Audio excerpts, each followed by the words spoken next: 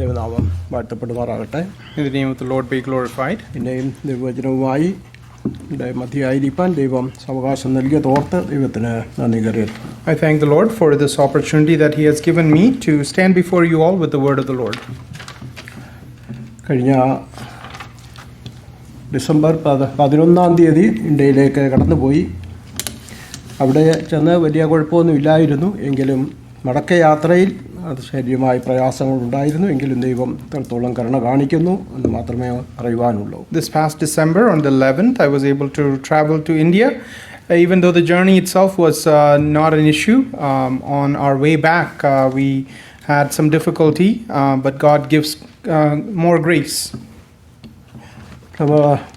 ഫിലെമോന്റെ ലേഖനമാണല്ലോ നാം പഠിച്ചുകൊണ്ടിരിക്കുന്നത്.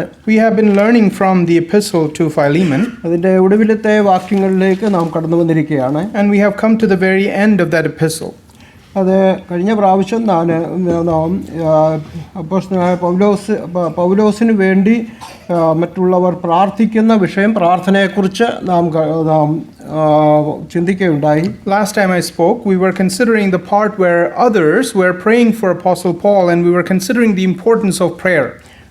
ഇന്ന് അതിൻ്റെ 23 മുതൽ 25 വരെയുള്ള വാക്യം ചിന്തിക്കാനാണ് ആഗ്രഹിക്കുന്നത്. Today I want to consider from verse 23 to the last verse, verse 25. ദൈവം അനുവദിച്ചാൽ ഇന്നത് നമുക്ക് തീർക്കാം, അല്ല എങ്കിൽ ഒരാഴ്ച കൂടെ മുന്നോട്ട് പോകേണ്ടി വരും ചിലപ്പോൾ. And if God allows, we will finish this up today. If not, we will have one more session left on this. 23 മുതൽ 25 വരെയുള്ള വാക്യം ആദ്യമായിട്ട് നമുക്ക് വായിക്കാം. Maybe read verses 23 to 25. ക്രിസ്തുയേശുവിൽ എൻ്റെ സഹബദ്ധനായ എപ്പഫ്രാസും എൻ്റെ കൂട്ടുവേലക്കാരനായ മർക്കോസും അരിസ്തർക്കോസും ദേമാസും ലൂക്കോസും നിനക്ക് വന്ദനം ചൊല്ലുന്നു. നമ്മുടെ കർത്താവായ യേശുക്രിസ്തുവിൻ്റെ കൃപ നിങ്ങളുടെ ആത്മാവോടുകൂടെ ഇരിക്കുമാറാകട്ടെ. ആമേൻ. Verse 23, Epaphras, my fellow prisoner in Christ Jesus, greet you, as do Mark, Aristarchus, Demas, Luke, my fellow laborers. The grace of the Lord Jesus Christ be with your spirit. Amen. ഇവിടെ ആദ്യമായിട്ട് കാണുന്ന ആ വ്യക്തി Epaphras എന്ന ആ വ്യക്തിയാണ്. The first person who is mentioned here is the man named Epaphras. Epaphras എന്ന് പറയുന്നത് കൊലോസ്യയിലുള്ള ഒരു സഹോദരൻ തന്നെയാണ്. Epaphras was a brother who lived in Colossae. എപ്പഫ്രാസിനെ കുറിച്ച് കൂടുതലായിട്ട് നമുക്ക് കൊലോസ്യ ലേഖനത്തിൽ നിന്ന് തന്നെയാണ് കാണുവാൻ കഴിയുന്നത്. And we are able to learn more about Epaphras from the epistle to the Colossians. ഈ കൊലോസ്യയിലെ സഭ സ്ഥാപിതമാകുവാൻ കാരണക്കാരൻ ഈ എപ്പഫ്രാസ് ആണ് എന്നാണ് കണക്കാക്കപ്പെടുന്നത്. In fact, it is believed that it is Epaphras who became the main cause for the founding of the Colossian church. അത് അപ്പോസ്തലപ്രവൃത്തി 19-ാം അധ്യായത്തിൽ അപ്പോസ്തലനായ പൗലോസ് എഫേസോസിൽ വന്ന് അവിടെ പ്രവർത്തിക്കുന്നതായിട്ട് നമുക്ക് കാണുവാൻ കഴിയുന്നുണ്ട്. In Acts chapter 19 we read of the apostle Paul coming to Ephesus and establishing his ministry there.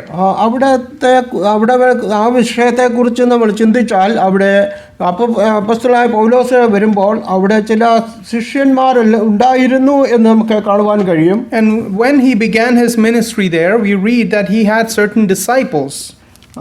എന്നാൽ അവരെ സംബന്ധിച്ചിടത്തോളം അവർ യോഹന്നാന്റെ സ്നാനം ഏറ്റവർ മാത്രം ആയിരുന്നു. But those individuals, they had only received the baptism of John the Baptist. അതുകൊണ്ട് പൗലോസ് അപ്പോസ്തലൻ അവരോട് ചോദിക്കുന്നുണ്ട്, അവർ പരിശുദ്ധാത്മാവിനെ കുറിച്ച് അവർ കേട്ടിട്ട് പോലും ഇല്ലായിരുന്നു എന്ന് കാണുവാൻ കഴിയും. So when Paul asked them, we find that these individuals, these disciples, hadn't even heard of the Holy Spirit.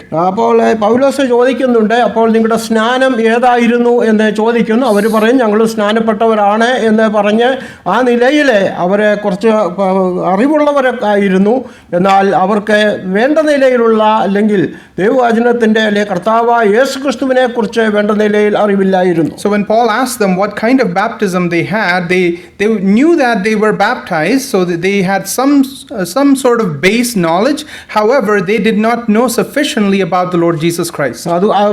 പൗലോസ് അതുകൊണ്ട് ചോദിക്കുന്നത് നിങ്ങളുടെ സ്നാനം ഏതായിരുന്നു എന്ന് ചോദിക്കുമ്പോൾ അവർ പറയുന്നത് ഞങ്ങൾ യോഹന്നാൻ സ്നാപകന്റെ സ്നാനം ആയിരുന്നു എന്നാണ് പറയുന്നത്. So when യോഹന്നാന്റെ സ്നാനം. Paul asked them what kind of baptism did they have, they mentioned that they were baptized into John's baptism.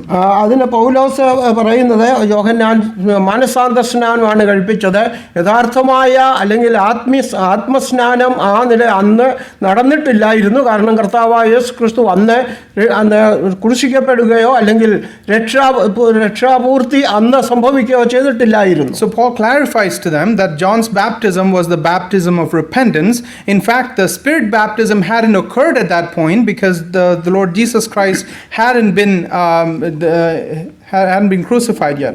അതുകൊണ്ട് പൗലോസ് അപ്പോസ്തലൻ അവർക്ക് കർത്താവായ യേശു ക്രിസ്തുവിനെ കുറിച്ച് പറഞ്ഞു കൊടുക്കുകയും മാത്രമല്ല കർത്താവായ യേശു ക്രിസ്തുവിന്റെ നാമത്തിൽ അവരെ സ്നാനപ്പെടുത്തുകയും ചെയ്തു. So Paul then goes on to instruct them concerning the Lord Jesus Christ, and in his name proceeds to baptize them.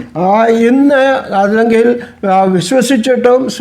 വിശ്വസിച്ച് സ്നാനപ്പെട്ടിട്ട് പരിശുദ്ധാത്മാവ് ലഭിച്ചില്ല എന്നുള്ള നിലയിൽ അനേകരെ നമ്മോട് അല്ലെങ്കിൽ നമ്മുടെ വിശ്വാസികളോട് ചോദിക്കുന്ന ഒരു ചോദ്യമാണ്, നിങ്ങൾ അല്ലെങ്കിൽ സ്നാനപ്പെട്ടാൽ പരിശുദ്ധാത്മാവ് ലഭിക്കുന്നില്ല എന്നുള്ളതിന് അവർ ഈ ഒരു ഭാഗം എടുത്ത് കാണിക്കുന്നതായിട്ട് നമുക്ക് കാണുവാൻ കഴിയുന്നുണ്ട്. We see oftentimes people quote this portion to say that when you get baptized you do not receive the Holy Spirit. കാരണം അതിനുശേഷം കാത്തിരുന്ന് പരിശുദ്ധാത്മാവ് പ്രാപിക്കണം എന്ന് ഉള്ളതിനെ ഒരു സ്ഥാപിക്കുവാൻ വേണ്ടിയാണ് ഈ ഭാഗം അവരെടുത്തുകൊണ്ട് വരുന്നത്. The implication there is that you should wait after baptism to receive the Holy Spirit. എന്നാൽ അപ്പോൾ തന്നെ ഈ ഭാഗം വ്യക്തമായിട്ട് അവർ മനസ്സിലാക്കുന്നില്ല.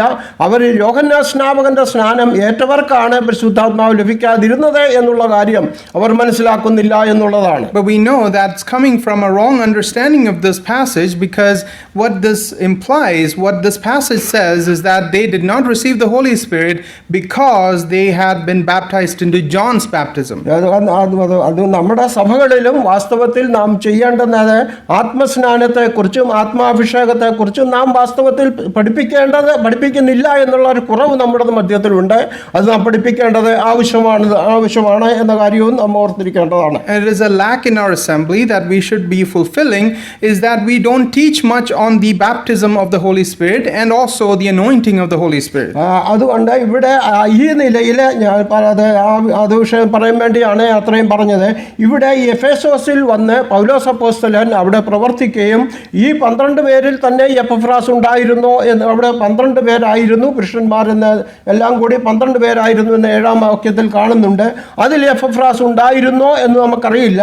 അല്ല എങ്കിൽ തന്നെയും 2 സംവത്സരം പൗലോസ് അവിടെ ദൈവവചനം പഠിപ്പിച്ചതായിട്ട് കാണുവാൻ കഴിയുന്നുണ്ട്. So I say all this to mention about Epaphras. We see that these disciples of John, they were 12 in number. We read that in verse 7, and we don't know if Epaphras was actually part of that 12, and even if it's not the case, he stayed there for 2 years and he continued to make disciples. അതെ, 10-ാം വാക്യത്തിൽ നാം അത് വായിക്കുന്നുണ്ട്. അത് 2 സംവത്സരത്തോളം നടക്കുകയാൽ ആസ്യയിൽ പാർക്കുന്ന യഹൂദന്മാരും യവനന്മാരും എല്ലാം കർത്താവിന്റെ വചനം കേൾക്കുവാൻ ഇടയായി. Verse 10, we read this, and this continued for 2 years, so that all who dwell in Asia heard the word of the Lord Jesus, both Jews and Greeks.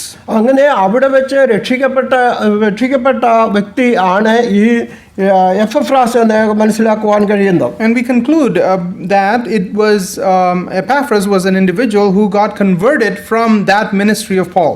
അത് താൻ കൊലോസ്യയിലേക്ക് വന്ന് അവിടെ പ്രവർത്തിക്കുകയും അവിടെ ഒരു സ്ഥലം സഭ ഉണ്ടാകുവാൻ കാരണമായി തീരുകയും ചെയ്തു. And he came back to Colossae, he ministered there, and as a result of his ministry an assembly was established in Colossae. അത് അതിന് കാരണം 7-ാം വാക്യത്തിൽ നാം അത് വായിക്കുന്നുണ്ട്. ഇങ്ങനെ ഞങ്ങളുടെ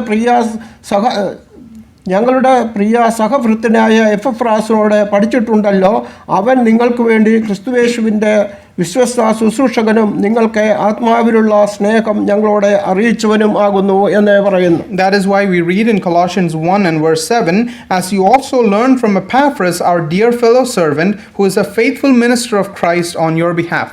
കാരണം എപ്പഫ്രാസ് ആണ് അവരെ ദൈവവചനം പഠിപ്പിച്ചത് എന്നതിൽ നിന്ന് നമുക്ക് മനസ്സിലാക്കുവാൻ കഴിയും. What we understand from this portion is that it was Epaphras who taught them scripture. അത് പഠിപ്പിക്കുകയും അവർക്ക് ശുശ്രൂഷ ചെയ്ത് 8-ാം വാക്യത്തിൽ അവരുടെ ശുശ്രൂഷ ശുശ്രൂഷകനും ആയിരുന്നു എന്ന് കാണുവാൻ കഴിയും. And we also read that he was one who ministered unto them. അങ്ങനെ അവിടെ നല്ല സഭ അവിടെ ഉണ്ടാകുവാൻ കാരണമായി തീർന്നു. In that manner, a good assembly came to be formed there in Colossae. എന്നാൽ അവിടെ ചില ദുരുപദേശക്കാർ കടന്നു വരികയും തെറ്റായ അനേക പഠിപ്പിക്കലുകൾ അവിടേക്ക് കൊണ്ടുവരികയും ചെയ്തു. But then in the course of time, some heretical teachers came there, and they came with wrong teachings about scripture. അത് എവിടെയായാലും നല്ല ഒരു സഭയുണ്ടെങ്കിൽ അവിടേക്ക് ദുരുപദേശങ്ങൾ കടന്നു വരും എന്നുള്ളതിന് യാതൊരു സംശയവുമില്ല. And this goes on to show that wherever there is a good church formed, the false teachers always follow. അതെ, ആ നിലയിൽ ഇവിടെയും തെറ്റായ പഠിപ്പിക്കുന്നവർ അല്ലെങ്കിൽ ദുരുപദേശക്കാർ കടന്നു വരികയും കർത്താവായ യേശു ക്രിസ്തുവിന്റെ കർത്തൃത്വത്തെ അവർ നിഷേധിക്കുകയും ചെയ്തു. So here also wrong teachings and false teachers came, and they began to question the deity of the Lord Jesus Christ. യേശുക്രിസ്തുവിന്റെ ദൈവത്വം നിഷേധിക്കുകയും യേശുക്രിസ്തു ദൈവത്തിനും മനുഷ്യനും മധ്യസ്ഥയിൽ ഒരു കണ്ണി മാത്രമാണ്. ആ നിലയിൽ അനേക കണ്ണികൾ ഉണ്ടായിരുന്നു, ഒരു കണ്ണി മാത്രമാണ് യേശുക്രിസ്തു എന്നാണ് അവർ പഠിപ്പിച്ചത്. They came and they questioned the deity of Christ, and they taught that Jesus Christ was just one of the links between God and man. There are many links that exist between God and man, and he was just one of them. അത് മാത്രമല്ല, അവർ പിന്നെയും പഠിപ്പിച്ചത് അതായത് നമ്മുടെ ശരീരം എന്ന് പറയുന്നത് ഇത് പാപമയമാണ്. അതുകൊണ്ട് ഈ ശരീരത്തിൽ നമ്മൾ എന്ത് പാപം ചെയ്താലും അത് ആത്മാവ് വിശുദ്ധമാണ്, ആത്മാവിനെ അത് ബാധിക്കുകയില്ല എന്നുള്ള ഒരു തെറ്റായ പഠിപ്പിക്കലും അവർ കൊണ്ടുവന്നു. Another wrong teaching that was contained in their doctrine was that this body is sinful, and whatever we do in this body will not affect the spirit, because the spirit is in fact spiritual. ആ നിലയിൽ തെറ്റായ പഠിപ്പിക്കൽ കൊണ്ടുവന്നപ്പോൾ ഈ Epaphras വളരെ പ്രയാസം തനിക്ക് ഉണ്ടാകുകയും താൻ ഈ പൗലോസിന്റെ അടുത്തേക്ക് മടങ്ങിപ്പോയി ഈ വിഷയങ്ങളെ അവതരിപ്പിക്കുന്നതായിട്ട് കാണുവാൻ കഴിയുന്നുണ്ട്. And when these wrong teachings came into the church of Colossae, Epaphras was very much he was perplexed, and he went to Paul and presents these teachings before Paul for solution. അങ്ങനെയാണ് Epaphras പൗലോസിന്റെ അടുത്ത് കടന്നു ചെല്ലുന്നത്. And that is how Epaphras goes back to Paul. അവിടെ എന്നാൽ ഈ ഫിലമോന്റെ ലേഖനത്തിൽ നിന്ന് നോക്കുമ്പോൾ എൻ്റെ സഹബദ്ധനായിരിക്കുന്ന അതെങ്കിൽ ഏതോ കാരണത്താൽ അല്ലെ ഏതെങ്കിലും കാരണത്താൽ എപ്പഫ്രാസും അവിടെ ബദ്ധൻ അല്ലെ തടവുകാരനായി തീർന്നോ എന്നിവിടെ നമുക്ക് സംശയിക്കേണ്ടിയിരിക്കുന്നു. But when we come to Philemon, the way he presents Epaphras is as his fellow prisoner.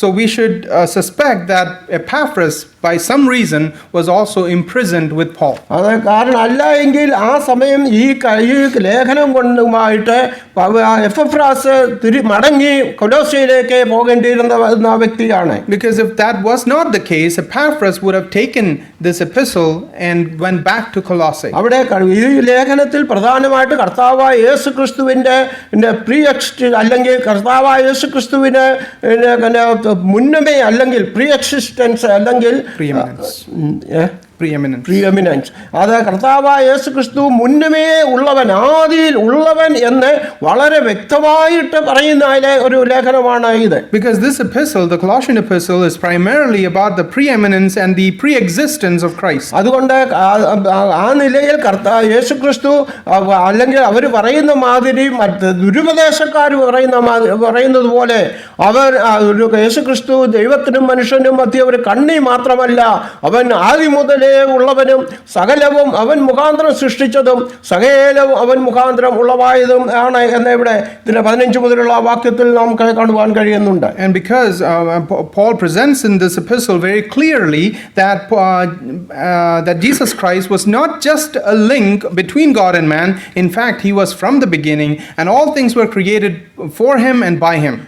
അവൻ സാക്ഷാൽ ദൈവത്തിന്റെ സകല സമ്പൂർണ്ണതയും ദേഹരൂപമായി വസിക്കുന്നവനിലാണ് എന്ന് 2:9 വാക്യത്തിൽ നമുക്ക് കാണുവാൻ കഴിയും. He is God himself, and he mentions in chapter 2 and verse 9, for in him dwells all the fullness of the Godhead bodily. അതുകൊണ്ട് യേശുക്രിസ്തു ദൈവത്തിനും മനുഷ്യൻ മധ്യേ കേവലം ഒരു കണ്ണി അല്ലെങ്കിൽ കേവലം ഒരു മധ്യസ്ഥൻ മാത്രമല്ല, അവൻ സാക്ഷാൽ ദൈവമാണ്, ആദി മുതൽ ഉള്ളവൻ ആണ്, അവൻ അനാദിയും ശാശ്വതമായ ദൈവമാണ് എന്ന് അപ്പോസ്തലൻ ഈ ലേഖനത്തിലൂടെ വളരെ വ്യക്തമായിട്ട് കർത്താവ് കാണിക്കുന്നുണ്ട്. So apostle goes on to prove in this epistle that he was not just a link between God and man, he was not just a mediator between God and man, he was God from everlasting to everlasting. He is the one who existed from before. പിന്നെ ഈ നാം എപ്പഫ്രാസിനെ കുറിച്ചാണല്ലോ ചിന്തിക്കുന്നത്. അതുകൊണ്ട് അതിൻ്റെ എപ്പഫ്രാസിനെ കുറിച്ച് പിന്നീട് കൂടുതൽ കാര്യങ്ങൾ നാം വായിക്കുന്നത് അതിൻ്റെ 4-ാം അധ്യായം 12 മുതലുള്ള വാക്യത്തിൽ നമുക്ക് കാണുവാൻ കഴിയുന്നുണ്ട്. We continue to read about Epaphras in Colossians chapter 4 and starting at verse 12. അവിടെ വായിക്കുന്നു, നിങ്ങളിൽ ഒരുത്തനായ യേശുക്രിസ്തുവിൻ്റെ ദാസനായ എപ്പഫ്രാസ് നിങ്ങളെ വന്ദനം ചെയ്യുന്നു. നിങ്ങൾ തികഞ്ഞവരും ദൈവഹിതം സംബന്ധിച്ചൊക്കെയും പൂർണ്ണ നിശ്ചയമുള്ളവരുമായി നിൽക്കേണ്ടതിന് അവൻ പ്രാർത്ഥനയിൽ നിങ്ങൾക്ക് വേണ്ടി എപ്പോഴും പോരാടുന്നു. നിങ്ങൾക്കും ലവോദിക്കയിലുള്ളവർക്കും ഹിരേപോലിക്കാർക്കും വേണ്ടി അവൻ വളരെ പ്രയാസപ്പെടുന്നു എന്നുള്ളതിന് ഞാൻ സാക്ഷി. Verses 12 and 13 read thus: Epaphras, who is one of you, a bondservant of Christ, greets you, always laboring fervently for you in prayers, and you that you may stand perfect and complete in the will of God. For I bear him witness that he has great zeal for you and those who are in Laodicea and those in Hierapolis. അവൻ നിങ്ങൾക്ക് വേണ്ടി പ്രാർത്ഥനയിൽ പോരാടുന്നു എന്നാണ് ഇവിടെ അപ്പോസ്തലൻ പറയുന്നത്. Here we see that Epaphras labors for them fervently in prayer. അത് English king James വെർഷനിൽ labouring ഫെർവെന്റ്ലി എന്ന് പറഞ്ഞാൽ വളരെ തീക്ഷ്ണമായിട്ട് അവർക്ക് വേണ്ടി താൻ പ്രാർത്ഥിക്കുക മാത്രമല്ല പോരാടുകയാണ്, പ്രാർത്ഥനയിൽ പോരാടുകയാണ്. So here the word laboring fervently in fact has the connotation of fighting for them in prayer. അത് ഒരു വ്യക്തിയെ ദൈവത്തിലേക്ക് കർത്താവിലേക്ക് നയിച്ചാൽ ആ വ്യക്തിയോടുള്ള ബന്ധത്തിൽ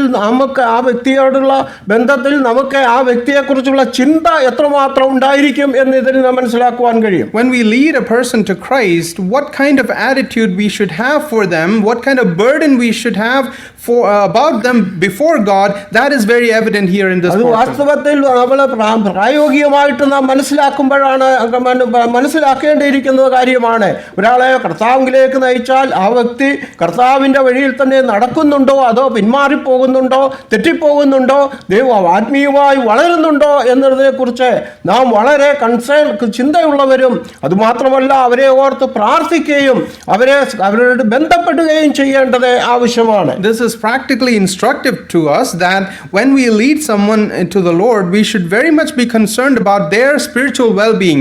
How are they doing? Are they departing from the faith? Are they doing well? And are we praying for them? These are all considerations that we should have. അതെ, ആ നിലയിൽ ഈ കൊലോസ്യയിലുള്ള വിശ്വാസികളെ കുറിച്ച് എപ്പഫ്രാസിന് അത്രമാത്രം ചിന്താഭാരം ഉണ്ടായിരുന്നു. Epaphras had that kind of concern and burden for the believers in Colossae. അപ്പോസ്തലനായ പൗലോസും അതേ ചിന്താഭാരമുള്ള വ്യക്തിയായിരുന്നു എന്ന് നമുക്ക് കാണുവാൻ കഴിയുന്നുണ്ട്. We understand the apostle Paul also had a very similar burden on him. 2 കൊരിന്ത്യർ 11-ാം അധ്യായം അതിന്റെ 28-ാം വാക്യത്തിൽ നാം അത് വായിക്കുന്നുണ്ട്. We read that in 2 Corinthians chapter 11 and verse 28.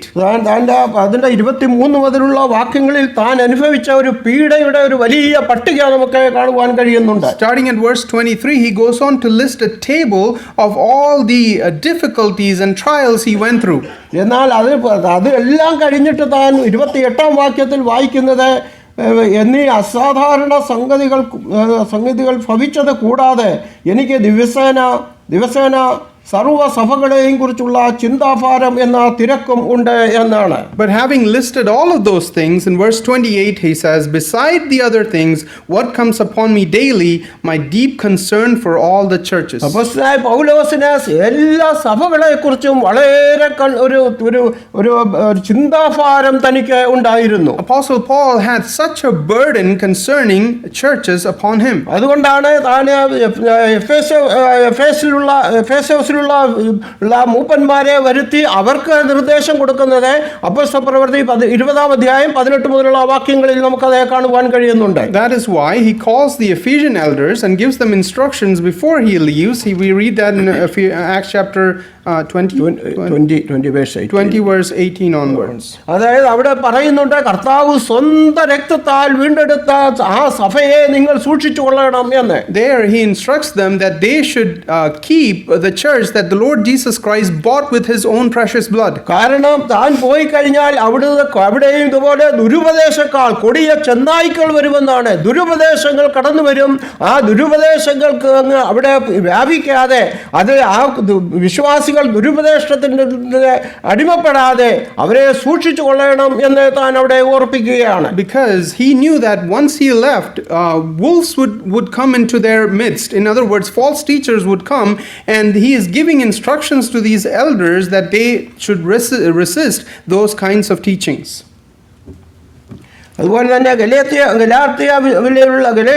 ഗലാത്യയിലുള്ള വിശ്വാസികളെ കുറിച്ച് പൗലോസിന് വളരെ ചിന്താഭാരം ഉണ്ടായിരുന്നു.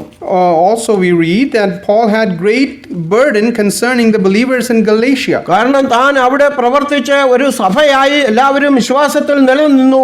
എന്നാൽ ചില ദുരുപദേശക്കാർ അല്ലെങ്കിൽ ന്യായപ്രമാണം കൂടെ കൊണ്ടുവരണം എന്നുള്ള ആ ചിന്തയിലെ അവിടെ പഠിപ്പിക്കൽ അവരുടെ മധ്യത്തിലേക്ക് കൊണ്ടുവന്നു. Paul ministered in Galatia, and there was a church that formed there. However, false teachers came there also, people who said that they need to follow the law in addition to believing in the Lord Jesus Christ. അതിനോടുള്ള ബന്ധത്തിൽ പൗലോസ് അപ്പോസ്തലന്റെ ചിന്താഭാരം നമുക്ക് ഈ ഗലാത്യ ലേഖനത്തിൽ നമുക്ക് കാണുവാൻ കഴിയുന്നുണ്ട്. So we see the burden concerning the believers in Galatia in this epistle to the Galatians. അതിന്റെ 4-ാം അധ്യായം 19-ാമത്തെ വാക്യത്തിൽ വായിക്കുന്നത്, ക്രിസ്തു നിങ്ങളിൽ ഉരുവാകുവോളം ഞാൻ പിന്നെയും പ്രസവവേദനപ്പെടുന്നവരായ എൻ്റെ കുഞ്ഞുങ്ങളെ ഇന്ന് നിങ്ങളുടെ അടുക്കൽ ഇരുന്ന് എൻ്റെ ശബ്ദം മാറ്റുവാൻ കഴിയുമായിരുന്നുവെങ്കിൽ കൊള്ളായിരുന്നു എന്ന് ഞാൻ നിങ്ങളെക്കുറിച്ച് വിഷമിക്കുന്നു എന്നവിടെ പറയുകയാണ്. In verse 19 of chapter 4 we read, "My little children, of whom I labor in birth again until Christ is formed in you, I would like to be present with you now and to change my tone, for I have doubts about you." അത് ഗലാത്യയിലുള്ള വിശ്വാസികൾ അവർ മാറിപ്പോകാതെ വിശ്വാസത്തിൽ തെറ്റിപ്പോകാതിരിക്കാൻ വേണ്ടി ഇവിടെ പറയുന്നത് അവർ പ്രസവവേദന താൻ അനുഭവിക്കുന്നു, എത്രമാത്രം മാനസിക പ്രയാസങ്ങൾ താൻ അനുഭവിക്കുന്നു എന്ന് താൻ അവിടെ പറയുകയാണ്. So that these believers will not drift away and that they would continue in the faith, the Apostle Paul says that he labors like he is laboring to give birth. ആ നിലയിലെ അതുപോലെ ഈ എപ്പഫ്രാസിനും ആ കൊലോസ്യയിലുള്ള വിശ്വാസികളെ കുറിച്ചുള്ള ചിന്താഭാരം അത്രമാത്രം ആയിരുന്നു. In the same way, Epaphras also had that kind of burden about the believers in Colossae. അത് ആ സഭയിലുള്ള വിശ്വാസികൾ എല്ലാവരും തികഞ്ഞവർ ആകണം എന്നാണ് താൻ പറയുന്നത്. He wants all the believers in that church to be complete. അത് ഇന്ന് വാസ്തവത്തിൽ ഭൗമികമായി നോക്കിയാൽ പറയുമ്പോൾ സാധാരണ എല്ലാവരും പറയും, ഞങ്ങളൊക്കെ തികഞ്ഞവരാണ്, എല്ലാം അറിഞ്ഞവരാണ് എന്ന് സാധാരണ പറയുന്നുണ്ട്. Oftentimes when we ask around or we look around, we see people who say we are complete, we know all things. എന്നാൽ അങ്ങനെയല്ല, ആ നിലയിലല്ല, ആത്മാവിൽ അല്ലെങ്കിൽ വിശ്വാസത്തിൽ തികഞ്ഞവർ ആകണം എന്നാണ് എപ്പഫ്രാസിന്റെ ആഗ്രഹം. But Epaphras wants these individuals to be complete in faith. ദൈവഹിതം അതുപോലെ ദൈവഹിതം സംബന്ധിച്ച് പൂർണ്ണ നിശ്ചയമുള്ളവർ ആയിരിക്കണം എന്ന് അവിടെ താൻ പ്രാർത്ഥിക്കുകയാണ്. And they are praying that they would have a good understanding of God's will. അതെ, ദൈവഹിതം എന്താണെന്ന് അറിഞ്ഞ് അതായത് സഭയിലുള്ള വിശ്വാസികളെല്ലാവരും അതിനനുസരിച്ച് ജീവിക്കേണ്ടവർ ആണ്. His desire was that all the believers in the assembly would know what God's will is and follow accordingly. അതെ, ദൈവഹിതം ഓരോരുത്തരിലും വ്യത്യസ്തമായിരിക്കും. God's will concerning each person is different. നാം റോമാലേഖനം 8:28 വായിക്കുന്നു, ദൈവത്തെ സ്നേഹിക്കുന്നവർക്ക് നിർണയപ്രകാരം വിളിക്കപ്പെട്ടവർക്ക് സകലവും നന്മയ്ക്കായി കൂടി വ്യാപരിക്കുന്നു എന്ന്. We read in Romans chapter 8 and verse 28, and we know all these things work together for good to those who love God and to those who are called according to his purposes. എന്നാൽ അത് നാളെ എന്ത് നടക്കും എല്ലാം നന്മയ്ക്കായി കൂടി വ്യാപരിക്കുന്നു എന്നറിയാം. എന്നാൽ ഏത് നിലയിലാണ് എന്ന് പലപ്പോഴും നമുക്ക് മനസ്സിലാക്കുവാൻ കഴിയില്ല. We know that all things work together for good ultimately. However, we don't know how these things individually spiritually will work together. അതായത് നമ്മൾ ഇന്ന് പാടിയതുപോലെ നാളുകൾ കഴിയുമ്പോഴാണ്, അല്ലെങ്കിൽ ചിലപ്പോൾ നിത്യതയിലായിരിക്കും ചിലപ്പോൾ അത് നമുക്ക് മനസ്സിലാക്കുവാൻ കഴിയുന്നത്. Like we sang in our hymn today, it's oftentimes when years pass by, or sometimes in eternity, when we look back, that we understand how God worked all these things. നാളെയെക്കുറിച്ചുള്ള ദൈവം നമ്മുടെ കണ്ണിനെ അത് തടഞ്ഞു വെച്ച് നമ്മുടെ കണ്ണിനെ മറച്ചിരിക്കുകയാണ് നാളെ എന്ത് നടക്കും എന്നുള്ളതിന്. God has hidden our eyes from seeing what tomorrow will bring. അത് തന്നെ ഒരു അനുഗ്രഹമാണ്. അല്ല എങ്കിൽ നാളെ എന്ത് നടക്കുമെന്ന് അല്ലെങ്കിൽ നമുക്ക് അറിയാമായിരുന്നുവെങ്കിൽ അത് ചിലപ്പോൾ എന്തോ പ്രയാസമുള്ള കാര്യമാണെങ്കിൽ നാം എപ്പോഴും ദുഃഖിതരായി തന്നെ ജീവിക്കുകയുള്ളായിരുന്നു. And in and of itself, it's a blessing, because if we had known what will happen tomorrow, we may hesitate to go on to face it. ഇവൻ കർത്താവായ യേശു ക്രിസ്തുവിന്റെ വീണ്ടും വരവിന്റെ സമയം പോലും കർത്താവ് അതുകൊണ്ടാണ് നമുക്ക് വെളിപ്പെടുത്താതിരിക്കുന്നത്. That is probably why even the timing of the Lord's return has not been revealed to us. കാരണം ആ കർത്താവിന്റെ വരവ് അത്രത്തോളം ദൂരമാണെന്ന് അറിഞ്ഞ് എല്ലാവരും അത് ആ വിഷയത്തിൽ തന്നെ വിട്ടുപോകുന്ന ഒരു അനുഭവം ഉണ്ടാകും. Because if he had known, and if his coming is far away, then people will have a tendency to not be ready and do whatever they desire. എന്നാൽ ഓരോരുത്തരും കർത്താവ് ഇന്ന് വരും, അല്ലെങ്കിൽ നാളെ വരും, അല്ലെങ്കിൽ ഇന്ന് തന്നെ വരും എന്നുള്ള ആ പ്രത്യാശയിൽ ഓരോരുത്തരും ജീവിക്കണം എന്നുള്ളതാണ് ദൈവത്തിന്റെ ഇഷ്ടം. But God's desire is that each person would live in the hope that the Lord will come imminently, either today or tomorrow. അതെ, ആ നിലയിൽ അതുകൊണ്ട് കർത്താവ് ആ നിലയിൽ നമ്മെ പഠിപ്പിക്കുകയും നമ്മളെ അതിനുള്ള പരിശീലനം നൽകുകയുമാണ്. So God is training us and giving us his training accordingly. അതുകൊണ്ട് ഇവിടെ ഈ എപ്പഫ്രാസ് കൊലോസ്യയിലുള്ള വിശ്വാസികൾ തികഞ്ഞവരും ദൈവഹിതം സംബന്ധിച്ച് അവർ പൂർണ്ണ നിശ്ചയമുള്ളവർ ആകണം എന്നുള്ളതാണ് കൊലോസ്യയിലെ വിശ്വാസികളുടെ ആഗ്രഹം. So Epaphras, concerning the believers in Colossae, he desires that all these believers would be complete and also knowing of the will of the Lord. അതുകൊണ്ട് ഇത് വാസ്തവത്തിൽ ഇത് നമ്മോടുള്ള ബന്ധത്തിൽ, പ്രത്യേകിച്ച് സഭയിൽ ഉത്തരവാദിത്തപ്പെട്ടവരുടെ ബന്ധത്തിൽ വളരെ പ്രായോഗികമാക്കേണ്ട വിഷയമാണ്. And this is also very practical to us, especially those who are in positions of leadership in the church.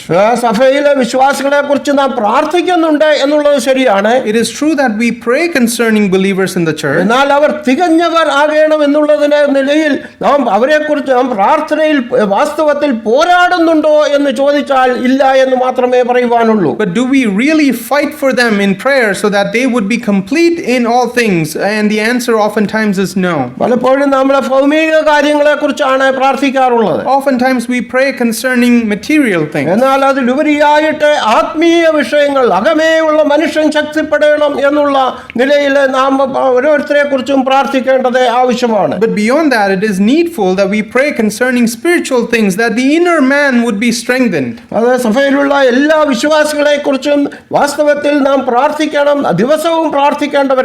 We should daily pray for everyone in the assembly. ഞാനൊരു സഹോദരനെ കുറിച്ച് സൈമൺ എന്നാണ് തൻ്റെ പേര്, എവിടെയാണെന്ന് എനിക്ക് അത്ര ഇല്ല, ഞാൻ കേട്ടതേ ഉള്ളൂ. താൻ ദിവസം 2 പ്രാവശ്യം സഭയിലുള്ള എല്ലാ വ്യക്തികളെയും, കുട്ടികളുടെ വരെ പേര് പറഞ്ഞ് പ്രാർത്ഥിക്കുന്ന ആ വ്യക്തിയാണ് എന്ന് കേട്ടിട്ടുണ്ട്. I heard about a brother, his name is Simon. I don't know where he is at, but I heard concerning him that this brother would pray for everyone in the church, including children, twice every day. രാവിലെയും വൈകിട്ടും താൻ യാത്ര പോയാലും താൻ എവിടെയായിരുന്നാലും സകല വ്യക്തികളെയും കുറിച്ച് താൻ പ്രാർത്ഥിക്കും എന്നാണ് ഞാൻ കേട്ടത്. Regardless of if he is home or if he is traveling, he would not break this habit. അതെ, ആ നിലയിൽ സഭയിലുള്ള എല്ലാ വിശ്വാസികളെ കുറിച്ചും നാം ദിവസവും അല്ലെങ്കിൽ കുറഞ്ഞപക്ഷം ആഴ്ചയിൽ ഒരു ദിവസമെങ്കിലും നാം പ്രാർത്ഥിക്കുവാൻ കടപ്പെട്ടവരാണ്. So in the same way, daily, if not at least once a week, we should remember all our fellow believers in prayer. ഒരു ദിവസം നമ്മുടെ സഭയിൽ ഒരു സഹോദരൻ ഒരു വ്യക്തിയുടെ പേര് മറന്നുപോയി എന്ന് എന്നോട് പറഞ്ഞു. One time when praying, one of the brothers in our assembly mentioned that he forgot one of the names in his his prayer list. prayer, not in prayer, when we were talking. Oh, ഞങ്ങൾ സംസാരിച്ചുകൊണ്ടിരുന്നപ്പോഴാണ് പറഞ്ഞത്. അപ്പം ഞാൻ പറഞ്ഞു സഭയിലുള്ള എല്ലാവരെയും ഓർത്ത് പ്രാർത്ഥിച്ചാൽ മതി, അപ്പം പേര് മറക്കുകയില്ലെന്ന് ഞാൻ പറഞ്ഞു. So I mentioned that you can just pray for everyone in the assembly, and when you build that practice, then you will not forget anyone's ആ name. നിലയിലെ സഭയിലെ ചിലപ്പോൾ പലരുടെയും പേര് പോലും അറിയാൻ വയ്യാത്തതുകൊണ്ട്, നമ്മൾ ഇവിടുത്തെ കാര്യമല്ല പറഞ്ഞ്, ചിലപ്പം കൂടെ വലിയ സഭയൊക്കെ ആണെങ്കിൽ അവിടെ എല്ലാവരുടെയും പേര് പോലും അവിടുത്തെ മൂപ്പന്മാർക്ക് പോലും അറിയാൻ വയ്യാതിരിക്കുന്ന അവസ്ഥയുണ്ട്. There are situations, especially in large churches, that the elders may not even know the names of everyone who come to the assembly. എന്നാൽ അത് ഒരിക്കലും അത് സ്വീകാര്യമായ വിഷയമല്ല. And that's not an acceptable matter at all. അതുകൊണ്ട് നാം ഓരോരുത്തരും വളരെ ശ്രദ്ധിക്കേണ്ട കാര്യമാണ്. അത് സഭയിൽ എല്ലാവരെ കുറിച്ചും വളരെ ആത്മാർത്ഥമായിട്ട് ആത്മീയമായി അവരെല്ലാവരും വളർന്നു വരണം എന്നുള്ളത് നാം പ്രാർത്ഥിക്കേണ്ട വിഷയമാണ്. So that is something that we should have careful note of, that we should remember everyone in prayer, and not only that, we should pray that each person would become spiritually complete. നമ്മുടെ കുഞ്ഞുങ്ങളൊക്കെ വിവിധ സ്ഥലങ്ങളിലൊക്കെ അവർ പഠനത്തോടും ജോലിയോടെ ബന്ധത്തിലായത് അവർ തിരിച്ചു വരുമ്പോൾ അവരുടെ സാക്ഷ്യം കേൾക്കുന്ന നമുക്ക് തന്നെ വളരെ സന്തോഷവും കൂടുതൽ അവരെക്കുറിച്ച് പ്രാർത്ഥിപ്പാൻ നമുക്ക് സാവകാശം ലഭിക്കുകയുമാണ്. You know, many of our young people are in different places in relation to work or in relation to a job, and when they come back and we hear testimonies about them, that should motivate us to continue to pray for them and labor for them before the Lord. കഴിഞ്ഞ ആഴ്ച നമ്മുടെ കുഞ്ഞുങ്ങളൊക്കെ വന്ന് സാക്ഷ്യം പറഞ്ഞത് വളരെ വളരെ അനുഗ്രഹിക്കപ്പെട്ട സാക്ഷ്യമാണ്. അത് നമുക്ക് അവരെ പിന്നെയും കൂടുതലായിട്ട് പ്രാർത്ഥിക്കുവാൻ നമുക്ക് ഇടയായി തീരുന്നുണ്ട്. Last week when we heard the testimonies of our young people, that was such a great thing, and we should continue to pray for them.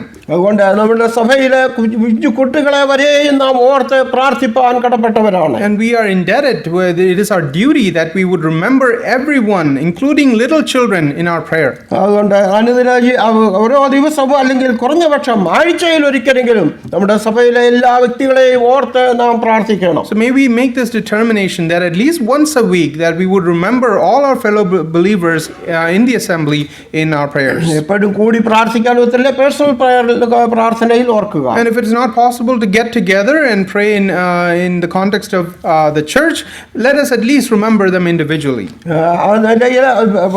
താനിവിടെ എപ്പഫ്രാസിനെ കുറിച്ച് വായിക്കുന്നത് അത് കൊലോസ്യയിലുള്ളവരെ കുറിച്ച് മാത്രമല്ല, ലവോദിക്കയിലുള്ളവരും ഹിരപ്പോലിക്കയിലുള്ളവരെ കുറിച്ചും തനിക്ക് അത്രമാത്രം ഭാരമുണ്ടായിരുന്നു എന്നാണ് ഇവിടെ കാണുവാൻ കഴിയുന്നത്. Concerning Epaphras, we read that it was not just about the believers in Colossae that he had a burden about, but also those in Laodicea and Hierapolis. അത് കാരണം അവിടെയും താൻ പോയി പ്രവർത്തിച്ചു, സഭകൾ ഉണ്ടായി എന്ന് നമുക്ക് കാണുവാൻ കഴിയുന്നുണ്ട്. Because he went and ministered there also, and assemblies were formed as a result of it.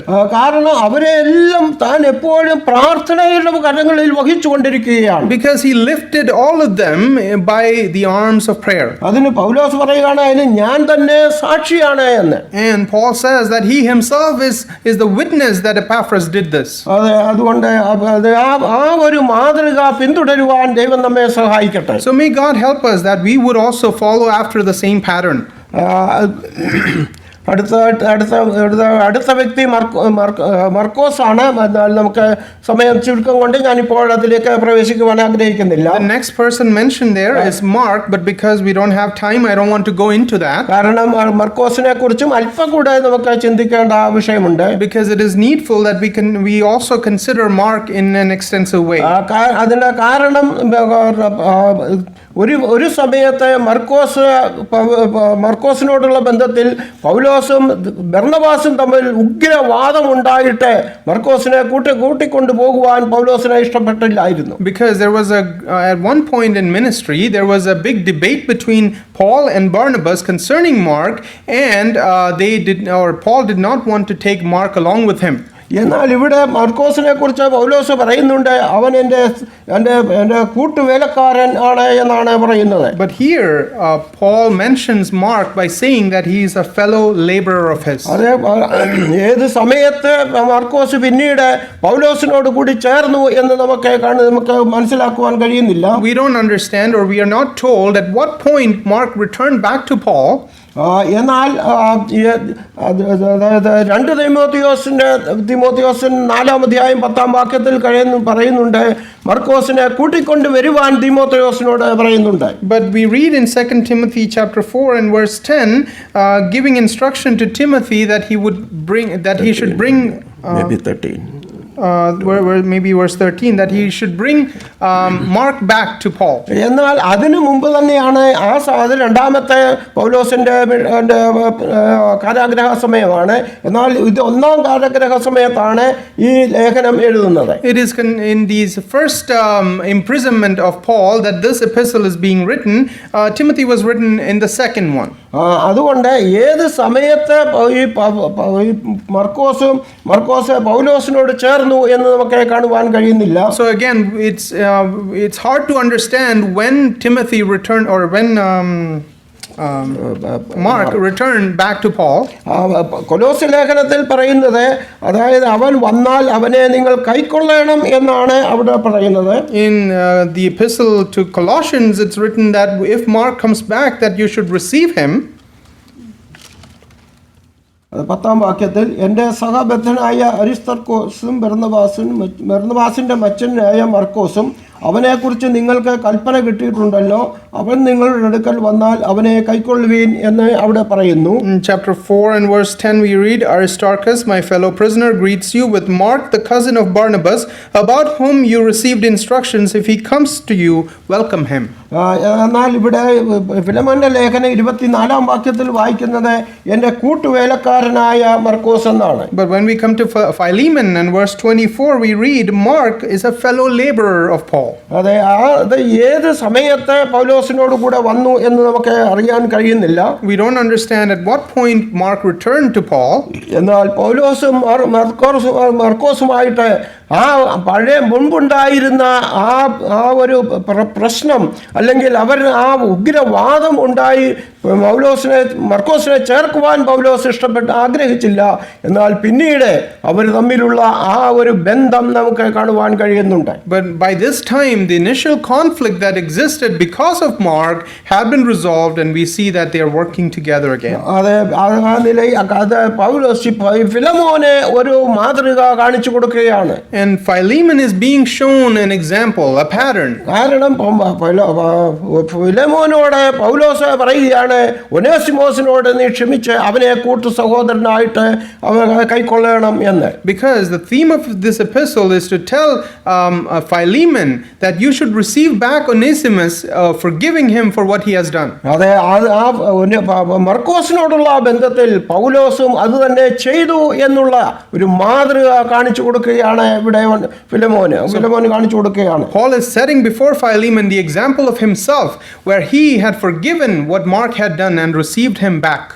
ആ നിലയിൽ അവിടെയും ഒരു നിരപ്പിന്റെ അനുഭവം കാണുവാൻ കഴിയുന്നുണ്ട്. There we see an experience of reconciliation between these two. അതെ, ഒരു വിഷയം ഒരാൾ പറയുമ്പോൾ, ഒരു മാതൃക കാണിച്ചു കൊടുത്തുകൊണ്ട് പറയുമ്പോൾ അതിന് വളരെ വിലയുണ്ട്. When someone instructs someone to do something, it's important that they would be able to show the same pattern in their lives. അല്ലാതെ വെറും വാക്കുകൾ കൊണ്ട് പറയുന്നത് കൊണ്ട് അതിന് തക്ക പ്രയോജനം ഇല്ല. Because otherwise it's just considered lip service and it doesn't make an impact in that person's life. മാതൃക കാണിച്ചു കൊടുത്തുകൊണ്ട് പ്രവർത്തിക്കുമ്പോൾ അതുകൊണ്ടാണ് ഒനേസിമോസിനോടുള്ള ബന്ധത്തിൽ താൻ എന്നെ ഫിലമോൻ സ്വതന്ത്രനായി വിട്ടു എന്ന് നമുക്ക് ചരിത്രം പറയുന്നത്. Because Paul showed Philemon this pattern, we read in history that Philemon had released Onesimus, having forgiven him. മാത്രമല്ല, ഒനേസിമോസ് കർത്താവിന് വേണ്ടി വളരെ ശോഭിക്കുവാൻ ഇടയായി തീർന്നു. We also read that Onesimus went on to shine so much for the Lord. കർത്താവിന്റെ ഒരു രക്തസാക്ഷിയായി എന്നാണ് ചരിത്രം രേഖപ്പെടുത്തുന്നത്. We read in history that he became a martyr for the Lord. അതുകൊണ്ട് നമ്മുടെ അനുദിന ജീവിതത്തിൽ മറ്റുള്ളവരെ മാതൃക കാണിച്ചു കൊടുത്തുകൊണ്ട് നാം പ്രവർത്തിക്കുവാൻ ഇടയായി തീരട്ടെ. So in our day-to-day lives also, may we show the pattern that people would live, that we want people to follow.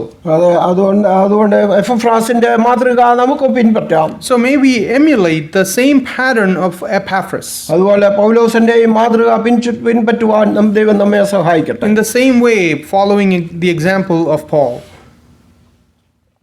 അത് തൽക്കാലം ഇവിടെ നിർത്തുവാൻ ആഗ്രഹിക്കുന്നു. We will stop here for today. ദൈവം അനുവദിച്ചാൽ ബാക്കി ഉള്ളത് തുടർന്ന് ചിന്തിക്കാം. പിന്നെ അതിനുശേഷം വേറെ ഇത്രത്തോളം നീണ്ടുപോകുന്ന അല്ലാതെ ചെറിയ ടോപ്പിക്ക് എടുക്കുവാനാണ് തുടർന്നുള്ള കാര്യങ്ങൾ ആഗ്രഹിക്കുന്നത്. If God allows, we'll continue and finish this up, and my desire is for the next one that we would take a smaller topic that it wouldn't extend over this many weeks. ഇത് 2 വർഷത്തിലധികമായി ഈ ഫിലോമോന്റെ ലേഖനം തുടങ്ങിയിട്ട് We have been going through this for over 2 years. ദൈവം എത്രത്തോളം കൃപ നൽകി. God gave the grace thus far. പ്രത്യേകിച്ച് ക്രിസ്ത്യന് ട്രാൻസ്ലേറ്റ് ചെയ്യുവാനും വളരെ ദൈവം കൃപ കൊടുത്തു. God gave much grace for me to translate as well. Okay, ദൈവം എല്ലാവരെയും അനുഗ്രഹിക്കട്ടെ. May God help each one of us.